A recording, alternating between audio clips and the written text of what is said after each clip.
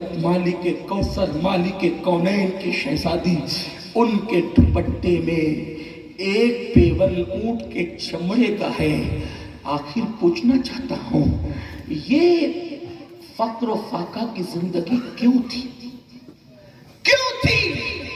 उसकी वजह सैयदा फातिमा और नबी के घर वालों ने इस शान की जिंदगी को गुजार कर हमारी गुर्बत पर अपनी सुन्नत का पर्दा डाल दिया है कि अगर किसी के घर में महीने भर चूल्हा नहीं जलेगा तो कोई ये नहीं कहेगा कि इसके घर में चूल्हा नहीं जलता, ये निकम्मा है, बल्कि जिसके घर में चूल्हा नहीं जलेगा वो फख्र से कह सके कि आज मैंने अपने नबी की सुन्नत पर और आले नबी की सुन्नत पर अमल किया है। अगर किसी की बेटी के दुपट्टे में पेवन होगा तो लोग उसकी गुर्बत का मजाक न उड़ा सकेंगे, बल्कि उस गुर्बत पर अल्लाह अकबर नबी और आले नबी ने अपनी सुन्नत का पर्दा डाल दिया है। अगर पेवन में किसी की बेटी जाएगी तो लोग ये न कहेंगे कि इसकी बेटी के पास कपड़े नहीं है, बल्कि लोग ये कहेंगे देखो इस सदी में भी कोई सैयदा की सुन्नत पर अमल करने वाला मौजूद है।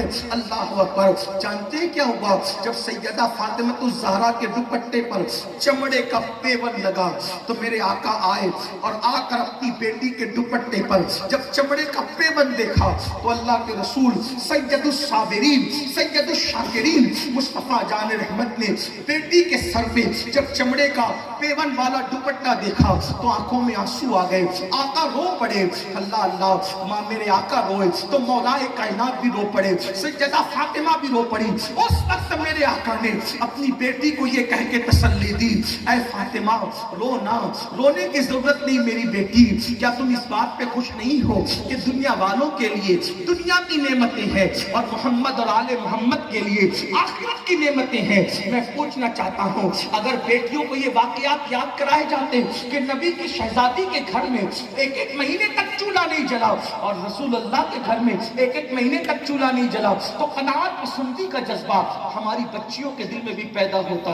बल्कि एक वाकया मुझे याद आया, अक्सर सीरत निगारों ने इसको लिखा है, तवज्जो से सुने। हुजूर के घर का क्या हाल था। आज तो मोबाइल की लालच पे कोई भी बेटी को ले जाए साथ में, जेवर की लालच पे कोई भी ले जाए बेटी को साथ में। इतनी आवारगी, नफ्स की प्यास और ख्वाहिशात इतनी बढ़ा ली गई है कि जिसकी कोई हद नहीं।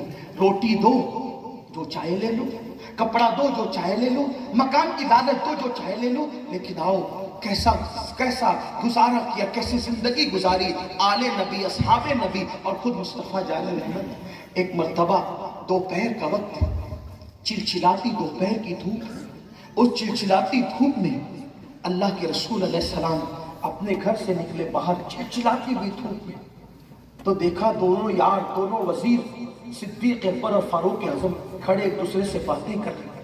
आका ने दोनों को सलाम किया और सलाम करने के बाद दोनों यारों से पूछा, इतनी दोपहर की चिलचिलाती धूप में तुम दोनों क्या कर रहे हो?